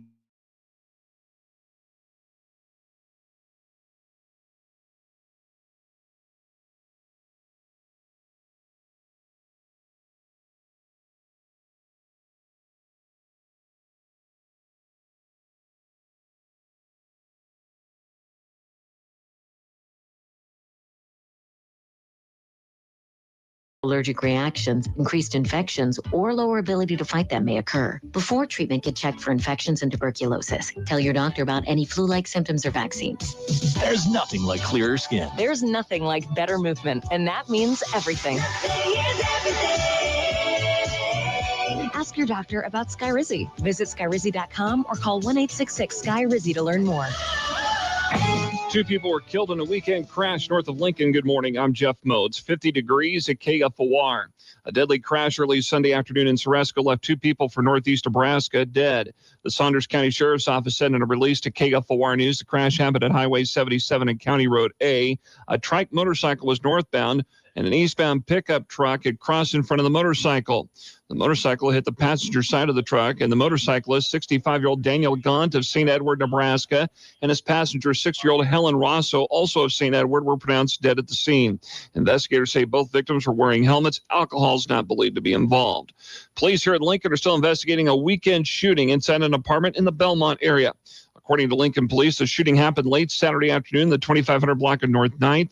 Officers started CPR on a 29-year-old Omaha man that suffered a gunshot wound before Lincoln Fire and Rescue showed up to take over life-saving measures and then took the victim to a local hospital with life-threatening injuries. Police say a 34-year-old Lincoln man known to the shooting victim was in the apartment at the time and is cooperating with law enforcement. A firearm has been recovered. News of the announced closure of the Tyson Foods beef processing plant in Lexington has sent shockwaves across Nebraska. Employees in Lexington were notified via letter on Friday where the company said it's planning to cease certain operations and positions will be eliminated as part of a mass layoff. Nebraska 1st District Republican Congressman Mike Flood told reporters Sunday he recalls something similar happening in Norfolk nearly 20 years ago and adds that the beef industry is highly competitive, but something needs to be done to help those impacted. We really, really want Tyson to work with the people of Dawson County, to work with the people at the governor's office and the legislature to not mothball that plant. That's what happened in Norfolk. Now, thankfully, the one in West Point was converted into a dairy operation. The Lexington plant currently employs over 3,200 workers. Mostly cloudy the rest of the day today and a high of 56. I'm Jeff Motes, KFOR News. Make a difference by helping out less fortunate kids in the Lincoln area this holiday season with KFOR's Operation Santa Claus. I'm Jeff Motes from the KFOR Newsroom. Since 1948, KFOR's Operation Santa Claus has helped provide a gift for a child to brighten his or her spirit during the holiday season. You can help by sending your donation to KFOR's Operation Santa Claus, 3800 Cornhusker Highway here in Lincoln. The zip code is 68504. You can also donate through our website, KFORnow.com. Your ambition just met its match with Robinhood. Trade stocks and ETFs, options, futures, and crypto all on one platform. Get started today at Robinhood.com/yourmoney. Your money, your move. All investments involve risk, including loss of principal. Options, futures, and crypto trading carry significant risk and may not suit all investors. Securities offered through Robinhood Financial LLC, member SIPC. Futures trading is offered by Robinhood Derivatives LLC, not FDIC or SIPC protected. Crypto offered through Robinhood Crypto LLC, NMLS ID 1702840, not FDIC or SIPC protected. Portfolio management offered by Robinhood Strategies, an SEC registered advisor. This is the Morning Hookup on KFOR.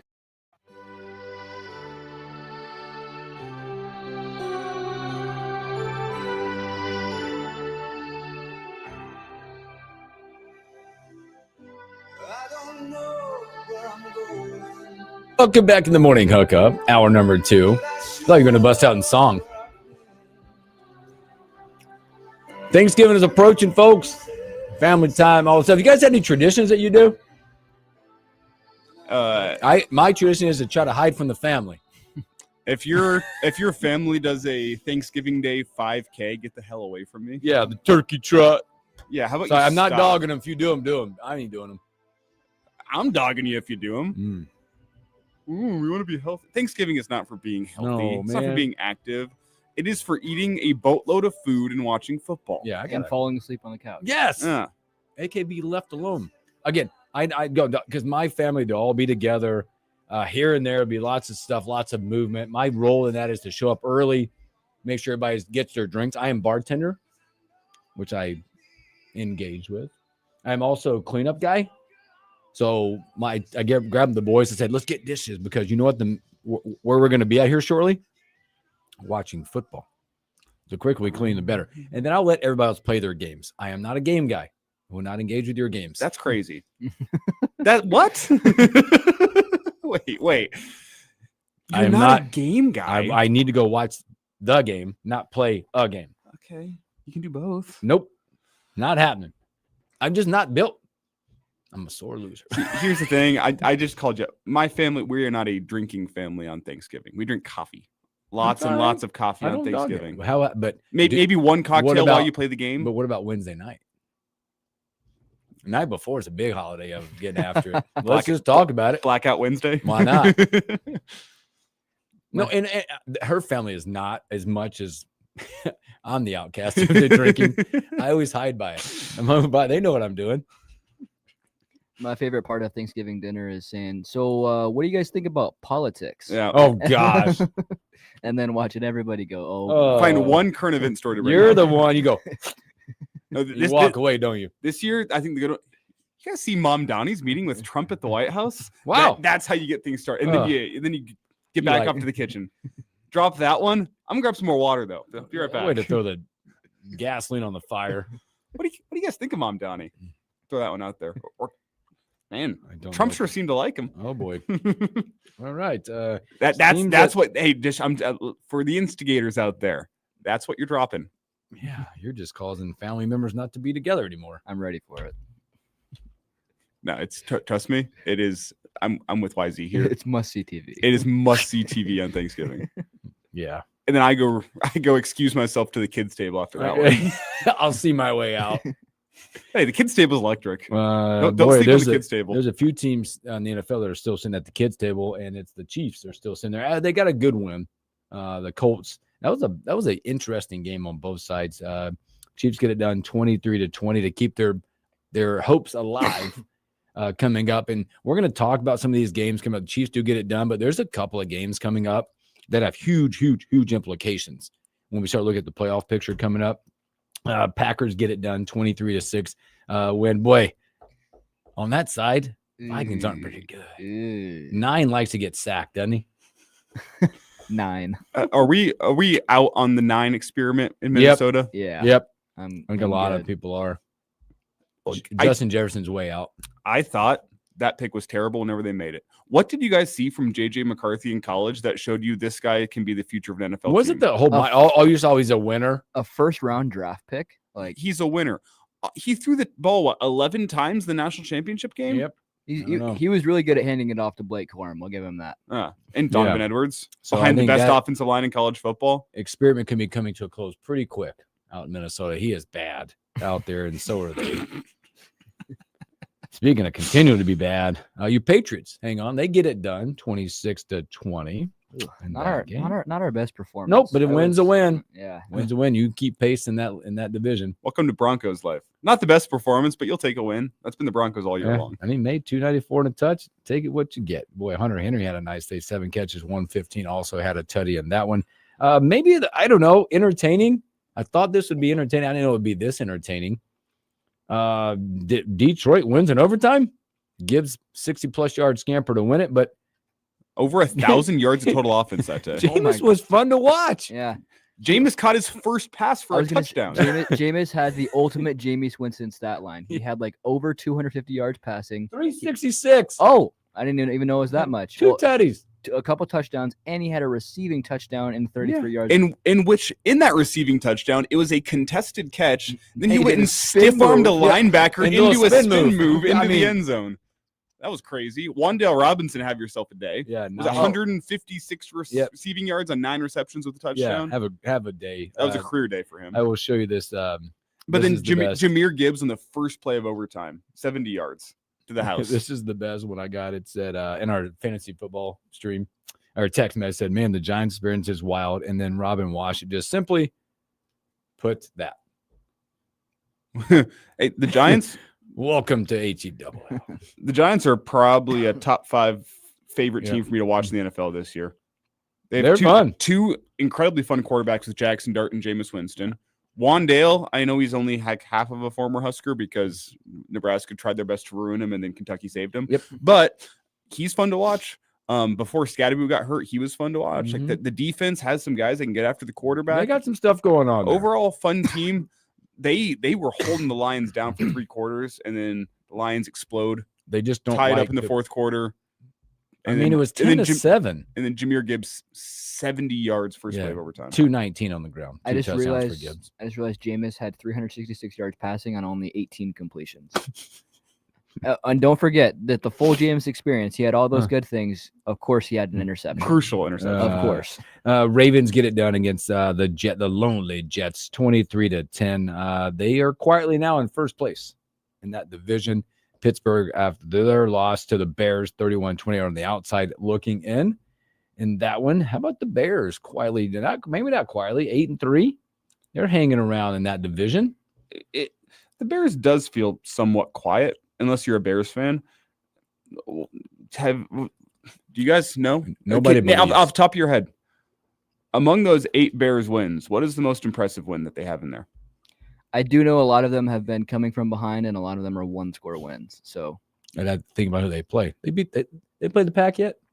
Did they? I don't know. I don't even know who they played. That's what I'm saying. That's what I'm saying. 8-3. I think it's everybody's sitting back waiting to see when the other foot drops. Seahawks. Hang on, or whatever. Look, whatever kind of win. They beat the Titans 30-24. Darnold 2 more touchdowns. Smith and Jigba, by the way, another 167 and 2 more touchdowns. Wow. Sorry, I just went through the Bears' schedule here. Yeah, well, I did too. It's not very impressive. Their wins. Well, they got smoked by the Lions week 2. They beat the Cowboys. That might be their best win, 31-14. It could be. They snuck past the Raiders, 25-24. They snuck past the Commanders, 25-24. They beat the Saints, 26-14. They beat the Bengals, 47-42. Would the Commanders be in there? Was that Jaden Daniels? Was he still a quarterback? Question mark. I actually don't know. Was he? I don't know. It's just a question. If you're looking at that, if it's maybe that. Anyway, they beat the Giants 24-20. They beat the Vikings 19-17, and they beat the Aaron Rodgers-less Steelers 31-28. Yeah.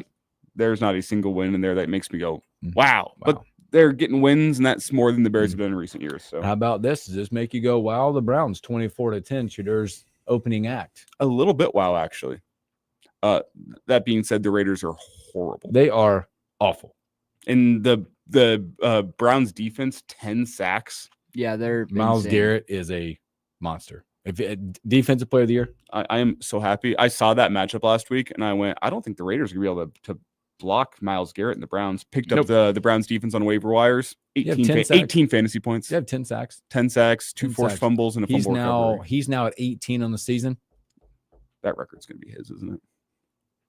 18 in the season. We're going to have 2 record-breaking seasons I mean, this year. They're 3-8. They got what, 6 games left? I think Myles Garrett is going to set the sack record first off, and I think the Broncos are going to set the team sack record. Yes, because they're up to 40. Yeah. Was it 49 sacks in the year already? Something like that. It's a lot. They released a compilation video the Broncos did last year of every single sack on their season so far this year. 11 minutes long. These other games, it's 11 minutes of sacks. Wow. These other games, less impressive when you're watching them, I guess. Jags get it done in overtime, 27-24. They just hold pace. Anything worse than watching the Falcons Saints? If you had to do that, 24-10. Lackluster performances on both sides, whatever.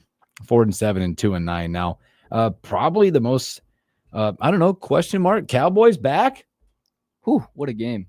Eagles were up 21-7 going to halftime. And 21-0 in the first half. Yeah. It tied the largest comeback in Cowboys history. 24-21, big-time field goal by Aubrey. And Dak, 354, 2 touchdowns. Pickens, boy, that is paying off right now. 9 catches, 146, another touchdown. The defense held, but them scoreless in the second half. The story was self-inflicted mistakes for the Eagles, though. Oh, boy. Muffed punt. Saquon fumbled. There was the punt that they fielded at their own 1 yard line. They go and fumble inside the 10-yard line, and then somehow the Cowboys can't capitalize. Nope. They get the ball inside the 10, and then they can't pick up a fourth down inside the 2-yard line where they threw the ball 3 times. I kind of spaced out on that one. Was that the one Lamb had to open and he dropped it?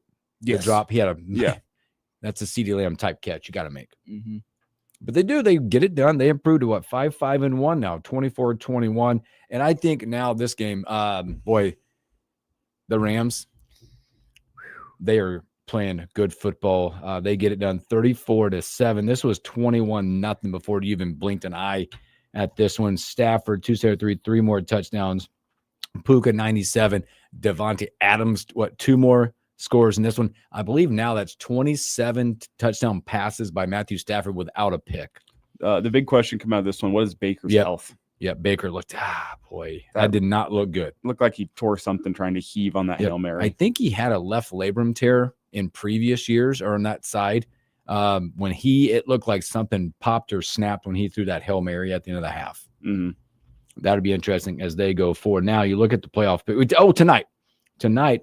And again, we talked about this game earlier in the week last week that maybe it's a yucky looking thing, but there's so many implications now. I know it's only week 12, but let's look at the playoff picture as the Panthers will head out west to the 49ers. 49ers right now are 7.5-point favorites out there. Looking at that NFC perspective with the game tonight, right now San Francisco holds on to the 7 spot. Also, update news: Detroit on the outside. They're in the 8th spot right now at 7-4.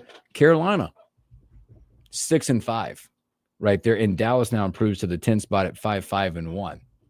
But tonight, big time type of implication. Won the division as you look at that West, but also is Carolina going to play a little spoiler? I'm excited to watch them in primetime. Nobody's appreciating Bryce Young the season he's having. It's not spectacular, but it's good. Well, and you look at that also, it's not been great, but again, you look at that, they win tonight. They will, by the way, if they end up pulling off one tonight out in San Fran, they will be percentage points ahead and be leading that division at 7-5. Who would have thought that? Wow. Looking at it. On the flip side, you look at the AFC. And again, I think you look at this game. We talked about Thanksgiving coming up. You mentioned the game. Are we interested in watching Dallas play Kansas City? The answer is yes at this point now, because you have Dallas sitting in that 10 slot at 5-1, and the Chiefs, after a win, fall back a spot because Baltimore wins. They take the lead in the division. They're sitting in the 4 spot. Pittsburgh falls to the 8. You got Houston at 9 and Kansas City at 10. Glad I'm not a Chiefs fan today. No, they need a Thanksgiving Day win on a short week. They're going to have to get it. If you look at it from a standing standpoint, again, like I said, I look at CBS, and right now, that's a game we haven't even talked about. Chiefs, great comeback performance. Against the Colts. It looked for a while. They figured it out defensively on that end. You could tell the Chiefs, by the way, they were dead set on running the football. I think Kareem Hunt had 24, 25 carries in the game. When's the last time a Chiefs running back had more than probably 15 carries in a game. They made a dedicated effort to get to that point. Right now, it's still Kansas City's still getting a little nod here at 62% to make the playoffs in this. Dallas's win jumps into 12.8 going forward. So those games became interesting just based on the fact that when you're looking at it from a playoff perspective, and again, we'll talk more about next week as well, because I think there's another intriguing game as you get closer to Thursday for football. How about Packers-Lions? The implications of that with the Lions now on the outside looking in from that one. We mentioned Chiefs-Cowboys. On that Packers defense, they are balling right now. The offense is pedestrian for the Packers. It was a great day for Emmanuel Wilson, backup running back. He had a career day yesterday. But the offense is just all right. That defense for the Packers has been really, really good as of late. Yep, absolutely. There's more games to look at next week. You'll have Texans and the Colts. They'll be in Indy coming up. What that game looks like. Broncos, Commanders, meh. That's primetime. Primetime. That's what that's about. I'm sorry, America. I'm sorry for what the Broncos. Boy, I tell you what, you're talking about like primetime. If you're excited to watch the Giants play, how about Giants Patriots? Ooh, I watched the hell Monday out of that. Night Football. Ooh, I watched the hell out of that. There's going to be a lot of points in that game. I can Monday Night Football. So, and it should be the return of Jackson Dart. Ooh, oh man, that scares me. Dang. I'm not gonna lie. Well, the problem with Jameis is Jameis would have had fun for 3.5 quarters and would have found a way to lose it in the fourth. Can you have Jameis play 3 quarters, then put Jackson Dart in for the fourth? That might be the best game plan for the Giants. Oh man, Justin said Jameis stole the show and probably some crab legs too.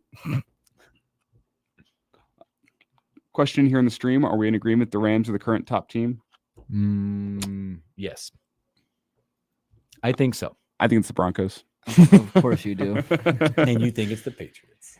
I do. I don't. I do right now. I think the way they're playing on both sides of the ball and the way their offense is just clicking. I mean, you can watch it.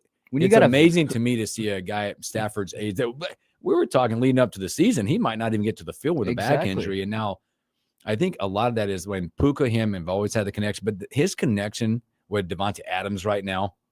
Adams has 12 touchdowns. Who would have thought pairing up Matthew Stafford with 2 of the top 10 receivers in the league would work out this well? Who would have thought? Let's also not forget how good that front is on defense for them. Yeah.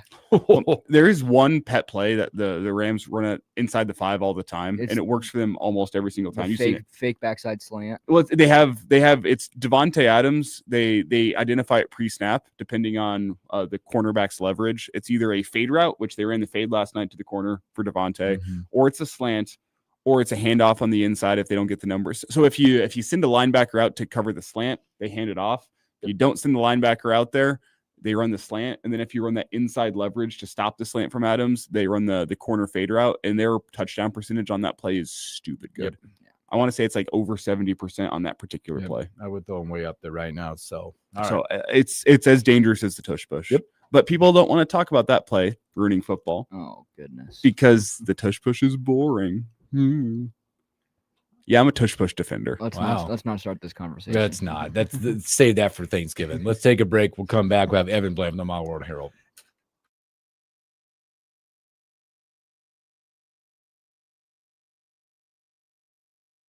Well, there's a lot of good stuff in here. Well, the real Denny Dimes. We're not playing rugby. Isn't the whole point of football to find where you have a matchup advantage and to run a play that the defense can't stop? Figure out how to stop the freaking tush push. Oh, you can't do it? Sorry. I think it's overpowered. Did anyone feel bad for Nebraska whenever they couldn't stop Indiana's RPO? Oh, they had a matchup advantage. And they ran it to success last year to the tune of 56-7. No one was pissed about that one. Well, Husker fans were. But no one was confident to ban the RPO.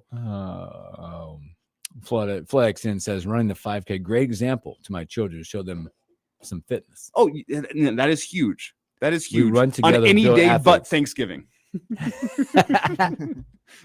Said J Miz, awesome, deserved the win out there. We're going Evan right now, right? Yep. Yeah. Okay. Yep. Was Aaron Rodgers backup Neil O'Donnell? Yeah, Rams are good, man. They're good. Evan play.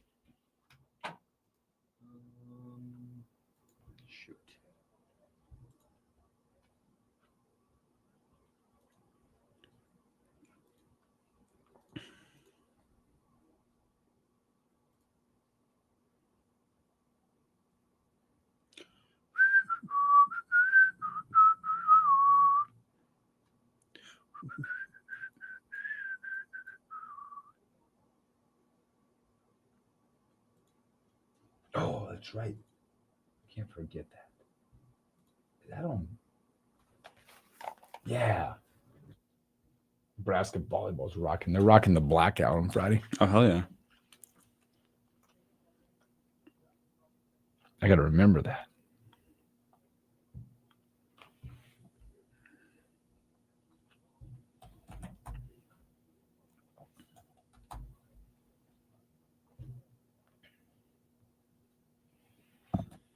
Well, that's Evan, what his little short week turnaround's like.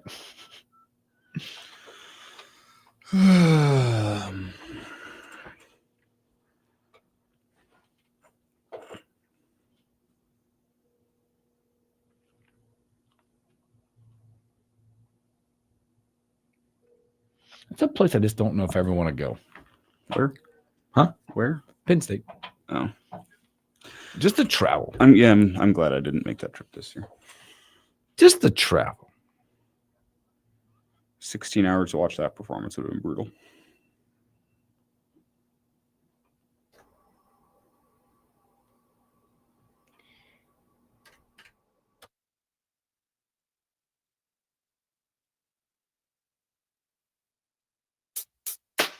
Word up, son. Word.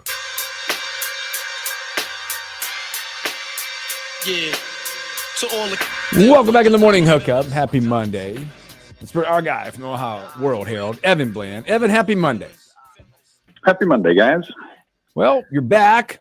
Break it down a little bit for us. Travel out there. We're just talking about being out at in Happy Valley, and it's not. I've been to a lot of road games, and I don't know. I've had it described. That's a tough place to get to. Talk about your trip, what it's like out there, and again, we thought maybe the crowd would not be as involved, but it played a little havoc with Nebraska.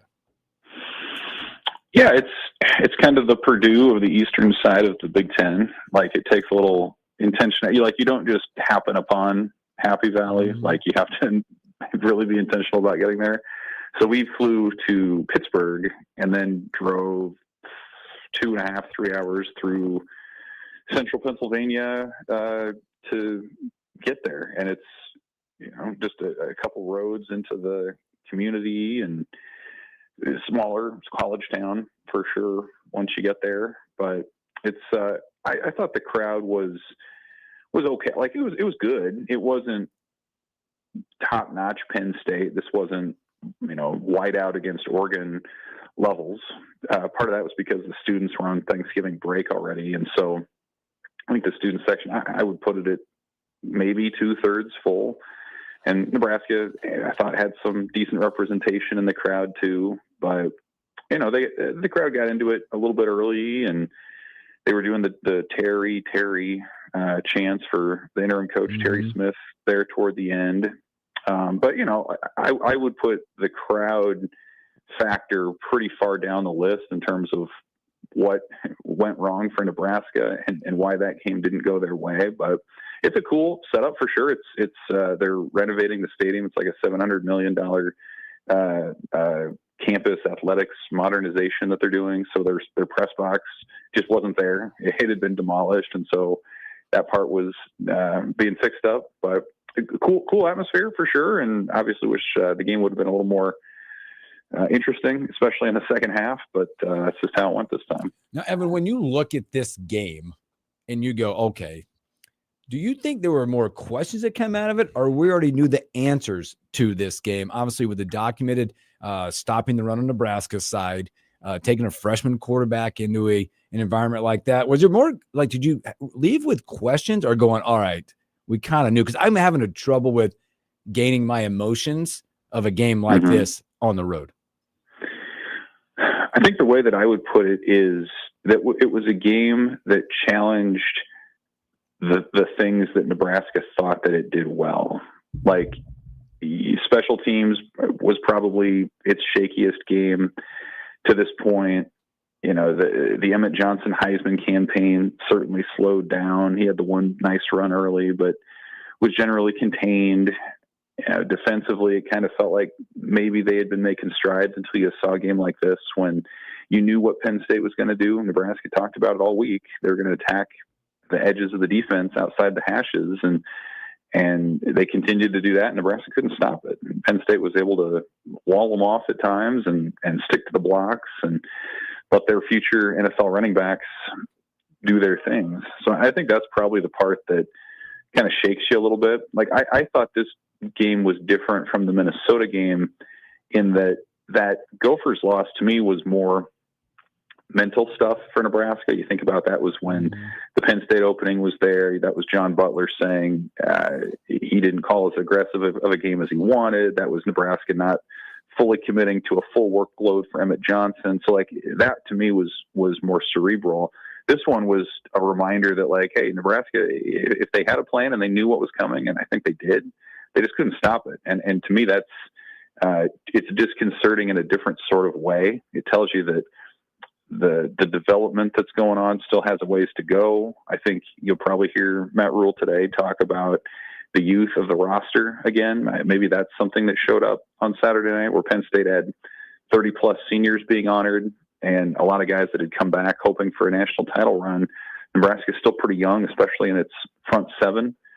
So I think that part came into it too, but it's sort of like what happened in UCLA. You wanted to see that carry over. It didn't happen. Now it's sort of the opposite with Iowa coming in. You'd really love to see some more physicality from the black shirts up front. You'd love to see TJ Lateef being a little more explosive, almost in one of those deals where 2 weeks ago it wasn't probably as good as it looked. Last Saturday maybe wasn't as bad as it looked, and for Nebraska's sake, they're probably looking for something somewhere in that middle ground to end the regular season. Yeah, to put it simply, Evan, Nebraska along the lines of scrimmage on Saturday night got absolutely walloped. And whenever you look ahead to Iowa, that's what they're going to want to do with their offensive and defensive lines. Yeah. The two things that I'm kind of stuck in between right now, on one hand, it's a bad matchup for Nebraska, knowing that's what Iowa wants to do. You've shown yourself to not be a team that can slow down or stop the run, whether it be from the running backs or the quarterbacks all year long. And Iowa, they have a good running back run game. They have a good quarterback run game. So that's a worry. But to flip it around, under Matt Rule at Nebraska, after a bad performance, I look back to Michigan in 2023. I look to Indiana in 2024, even after Minnesota this year. Nebraska always has a response after a bad performance, but this feels like the type of game against Iowa where a good response still might have you lose this game by 14 because Iowa, I mean, they just run the ball so well. Yeah, I mean, that's a good breakdown. It's sort of a clash between the culture, which I think is still pretty strong with Nebraska. I think gone are the days where one loss sort of snowballs into two or three. And to your point, that's been the case under Matt Rule. But certainly it's also true that Iowa's very physical. They're, I think, the least penalized team in the country. At this point, they have a dynamic, probably the best punt returner, and Caden Weegan back there too. So this isn't just like, hey, Iowa's going to run the ball and that's going to get them the victory. Like, they have a lot of other ways to beat you through special teams. Their quarterback, Mark Gronowski, is a runner. Like, that's something that we haven't been used to seeing a ton of from Iowa through the years. That's an element that Nebraska's struggled to stop this year. They haven't really ever fully gotten there. And then, yeah, I mean, Iowa's defense, very fundamentally sound, and they can stop short yardage situations with the best of them. And Nebraska, as we know, doesn't have really a consistent answer on those third and shorts or fourth and shorts. They've tried the quarterback sneak with Harburg, and they've tried Emmett Johnson. They haven't really found that hammer back, and that's something Iowa's really good at defending. So yeah, it's a tough matchup for just in terms of what Nebraska doesn't do as well and what Iowa does do well. History would also say, though, that this is going to be a one-possession game right down to the end. I mean, that's how Iowa plays those kind of games too. They do it against Indiana and Michigan State alike, and Nebraska has tended to be in those as well. So I think despite all of that, it's going to come down to one or two plays in the fourth quarter, and we'll see if the crowd can make a difference on Senior Day, and if somebody can step up and make a play. I think that's been the other thing for Nebraska. Is it's just, if it hasn't been Emmett Johnson or for one game TJ Lateef in the Rose Bowl, it's been hard to find that consistent playmaker. So it feels like a game where one big play, one way or the other, can swing this thing on Black Friday. Evan, what do you feel is the underlying problem in the trenches? I guess you could say on both sides of the ball. The offensive line has gotten better, but do you think it's inexperience and younger players, or do you think you get a first year defensive line coach maybe not used to the style of college football? What do you feel about the underlying issue in the trenches? I think on the defensive side, it is largely youth. And it's not a surprise, right? Like in all off season, like that was the talk, was how is the defensive line going to come together? There were no major additions through the portal. They added some pieces as sort of supplementary contributors, but there was no replacement for Ty Robinson or Nash Hutmaker. And so you're turning to youth. You're turning to freshmen like Kate Petshock or Riley Van Poppel, who's really in his first full season as a full-time regular guy. You just have some young players up there. Keona Davis, I think he's going to end up being a really good college defensive lineman, but he's still a pretty young guy at this point. So what I have thought on that particular position group, I have felt like how they performed against Penn State and Iowa would determine how aggressive they're going to be in the portal at that position. Like, do you say, hey, we've got the core for the future, let's add around them, or do they feel like they need to add a bigger piece? Obviously, the Penn State game gave one type of statement on that. We'll see what the Iowa one does.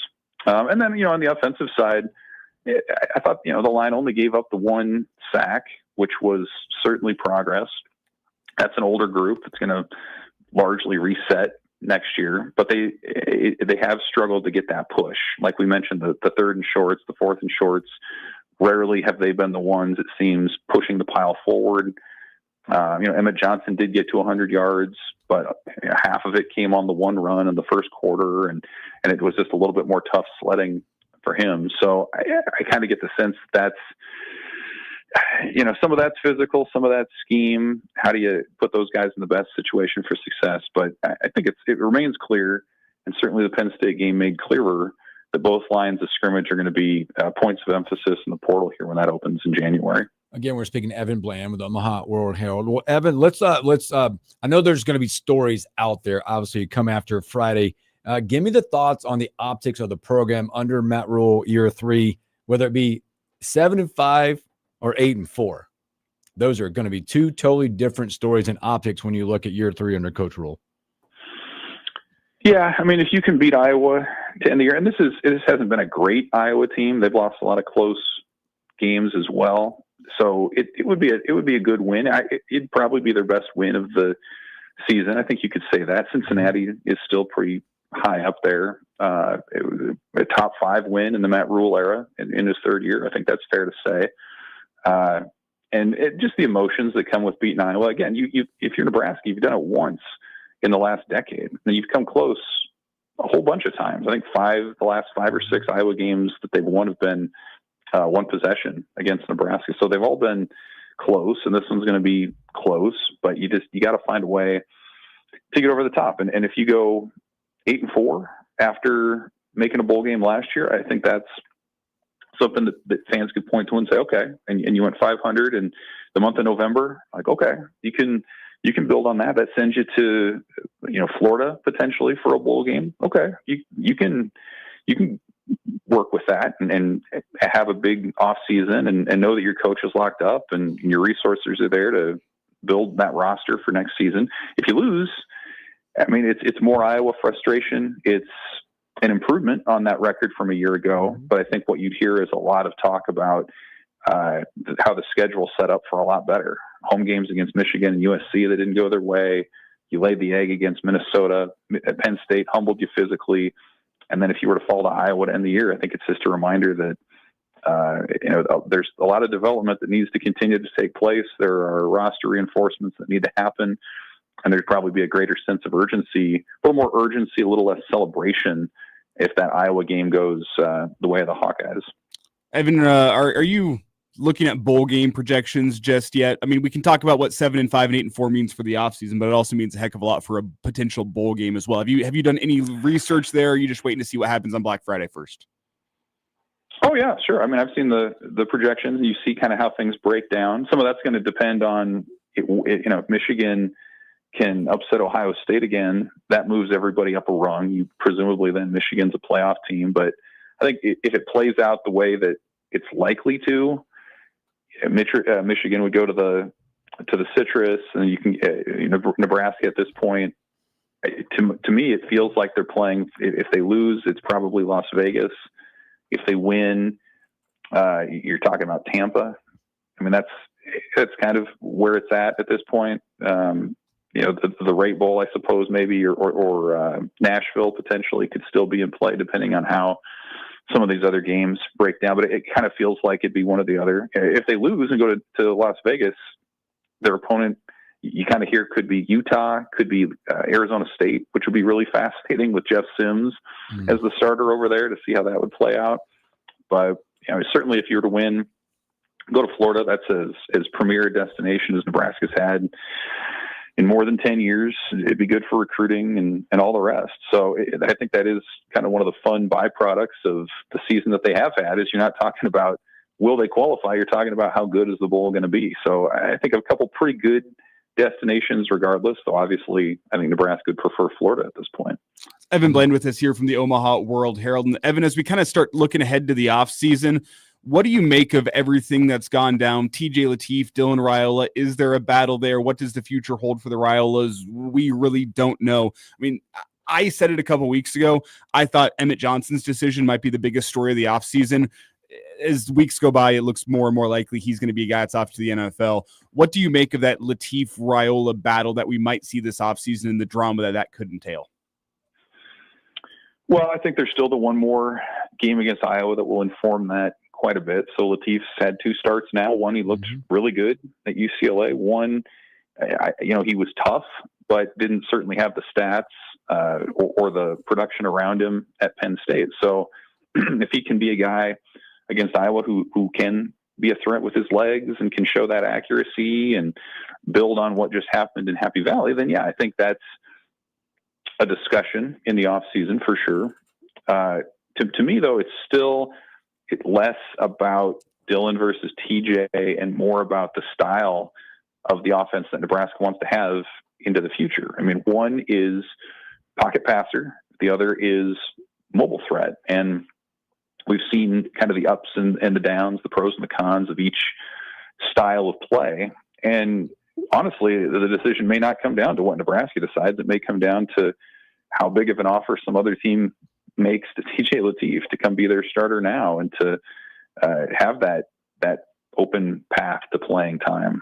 I've always been of the mind since the Dayton Raiola decommitment that was a decision specific to him. My opinion is not that is indicative of something greater with the family. Dylan's in a great situation. He's compensated as well as just about any quarterback at the FBS level. His teammates love him. His coaches go out of their way to praise him. So he's in a good spot. Anywhere he goes, he'd have to compete. So we'll see where that goes. And the Emmett Johnson thing, just for the record, I think 5 or 6 years ago, it'd be pretty clear that that's a guy who's heading to the NFL just because of the shelf life of a running back, and it's time to cash in on that. I think it's less of a sure thing now in the NIL era or in the rev share era, really, where how different really is that money between what Emmett Johnson would get as a mid-round draft pick versus staying at Nebraska. I don't know that it would be that different, and he would have some built-in equity in terms of maybe trying to make a Heisman run or getting Nebraska to that next level. So we'll see how that plays out. But I think that to me is probably the one that's the most intriguing still is what does Emmett Johnson do? Because if he goes, Nebraska's got a lot of work to do and a lot to figure out behind him and what that running game is going to look like next year. Evan, a couple more before we get you out of here. The football team had a disappointing weekend, but the basketball team did not, and they brought home some hardware from Kansas City. How did you feel about the team's performance? They got a lot of production from a lot of different areas, and stylistically, this team was built to shoot 3-pointers, and they figured out a way to get it done in different ways. How did you feel about the team bringing it home?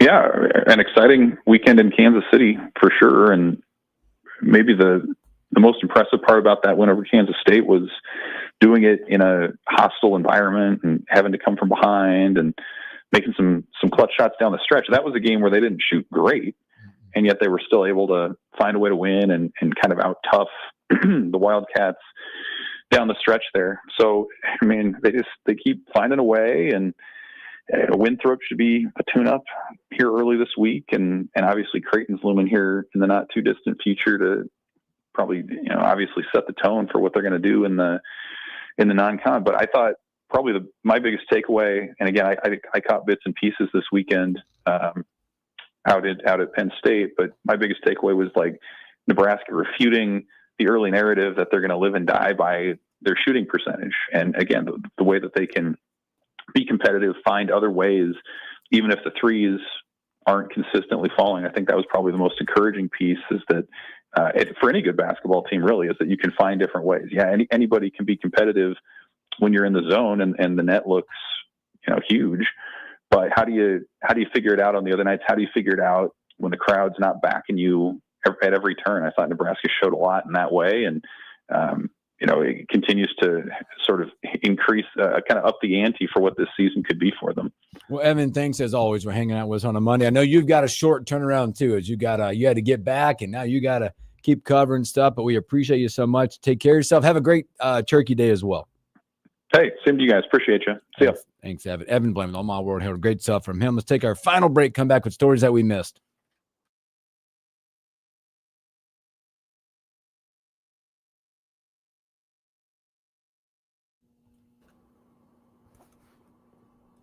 Whew.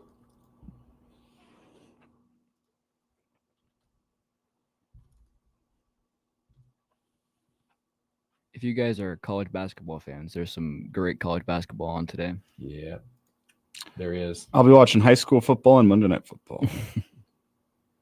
There is today. They're playing this right now. They're going into those tournament seasons. Mm-hmm. The tournaments where it's like, and there's games on right now. I think the Mao Invitational is happening. Some of the games on there's right also now are like Vegas. Oh, it's gonna be perfect. I'm watching that one tonight. Gonzaga, Alabama. You bet. Yep, from Vegas. That's 8:30, so it's perfect timing with football. Perfect timing. Shedeur Sanders. They, Perfect timing. They told me to bust on my AP. You can also, if you want to do, if you got nothing, True TV back. True TV today at 3:30. St. John's and Iowa State. Yep. Top 25 matchup. Waverly Bennington. Top 5 matchup. That is top 5 matchup. Waverly's waited 45 years for this. They ain't been in the state title game since 1980. They're pretty good this year, yeah. Waverly? Yeah. Oh, yeah. Yeah, Broxton Tepley transferred from Southwest at quarterback. They got Nathan Axman at running back. They're a fun team. And Gretna East, they've been playing their best football as of late. Only their 3rd year competing in varsity football. They're already in the state title game. Shades of Lincoln Southwestern in the early 2000s. They have a really good girls soccer program. Gretna East? Yeah. Gretna just has good sports programs right now.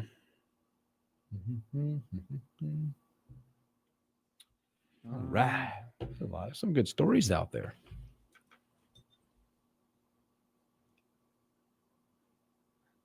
I can't find a song, so I'm just going to go straight into stories we missed. You just do what you do. You're the ones and twos. Sunshine and rain. There we go. Got it. Her dad they weren't home. They went to a quinceañera and then they came home. He wore a Penn State shirt.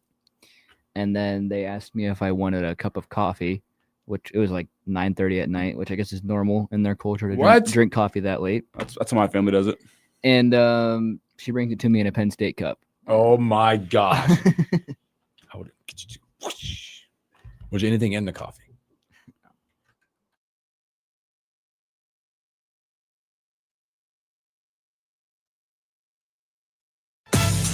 The stories we miss. The Morning Hookup. Welcome back. Special thank you to Evan Blaine on My World Herald hanging out with us. Boy, a lot in the college football world. I know this one blows my mind, by the way. Georgia? Guys, no, you remember Art Briles? Of course. Disgraced coach from Baylor. Guess what? He's back. He's the next head coach at Division II, Eastern New Mexico. Sure. Bull move, Cotton. I guarantee they'll win. Yep. He's a bad person off the field, Bad but on the person. field, great head coach. All right, I'm just sure they'll win. there. Did you guys see this drama with we didn't get into this, the fans at Indiana for Husker volleyball? Yeah. What a nothing burger. Yeah. That's my take. Husker fans, calm the hell. Oh man, Indiana has student section that wants their team to win and is trying to make it hard on the visitors. Okay. I think some of that was a speculation of the fact that I guess Indiana, again, probably goes everywhere they go, is they look up social media stuff and make derogatory type comments. Why do you need the clipboard? That's my only question. It directs the audio more towards the players. My thought was you couldn't see what they were saying. I'll say, first off, two things. The camera angle from behind the net was a little deceiving with how close they were. They weren't that close. They weren't as close as they appear in some of the still shots that you'll see. But number two, even if they were that close, why are we complaining about college volleyball having raucous fans? Isn't that what we kind of want? Yeah. We want people to care. You're the number one team in the country. Yeah, opponents are going to make it difficult on you. I thought this was crazy overreaction from Husker fans. They're just protecting. Indiana needs to take care of this. No, they don't. Protecting. Congrats to them for having fans that care about the sport of volleyball. I think that means nothing but good things for the sport. And hey, it clearly didn't affect the Huskers. They went and got a win. So I thought Husker fans completely overreacted to Indiana fans making it tough. They're yelling at Husker players while they serve. Congrats at sports. Congrats. Yeah, okay. That's my 2 cents on that whole situation, because I've seen some people freaking out about that, and I think that's unnecessary. I think a couple more intriguing things in college football is a couple of stories. Lane Kiffin's story, set to announce whatever's going on there after the Egg Bowl, hearing from their AD. And also, I think the movement, I think these coaching jobs are getting slimmer and slimmer. Florida State, they announced that Mike Norvell will return. They're staying the course with him. Speaking of Lane, I saw something. I guess LSU offered him. There's a big rumor out there speculating there's somewhere in the $90+ million type deal. I don't know about you guys, but I'd want to stay at Ole Miss. You just built this program into a playoff caliber team. Why would you want to go to somebody that's in the conference and restart again? I agree. And do we forget the perception of Lane Kiffin and what it was 10 years ago? Not where it is when today. he left Tennessee. Yeah, he was horrible. Everyone thought he was an absolute clown. Yeah, and he goes to the Nick Saban school of very bad coaches and gets fixed, turns Ole Miss into a contender. Now everyone thinks he's great. Let's not forget that Ole Miss was the school that helped turn your legacy around. Your perception, your optics, everything. You've turned them into a playoff contender. And hey, you are a culture fit for Oxford. I've been to Oxford. That is not a place everyone can go and succeed and be well liked. He has done those things. Now, hey, as Scott Frost said, don't leave happy. Now, and I think he's happy in Oxford. I agree with you. Now, the push on this will be because we know what kind of world we're in, right? It's a financial transactional world. Will Ole Miss be able to commit what other programs can and will do, not just for 1 year, for multiple years? I think that's where it could come down to. Correct. And again, I agree. I think I'm on the happiness side too. How long can Ole Miss can compete in the world of what LSU might be provide or Florida might provide? That's not everything in the world, but if you're going to compete in this world, it is. In this world, it's what's could come down to. It's not just his contract, but it's also NIL money too. How much that's what I'm saying. They're going to throw into the roster. roster. They might say for 1 year, I'm going to give you this, but other than that. So I know you mentioned it quickly before we get out of here. I'm going to see your shock face when I say there's another Georgia offensive lineman or anybody in Georgia speeding in a car. Good Lord. Breaking news. Are we serious? Faces 4 felony charges, including fleeing police. I think there's 13 total charges.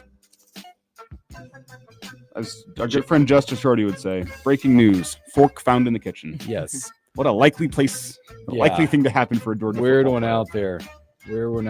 So, all right, tomorrow, Robin Washut, Brian Munson, whole lot more, whole lot of you. Guys have a great Monday. We'll catch you on a Tuesday.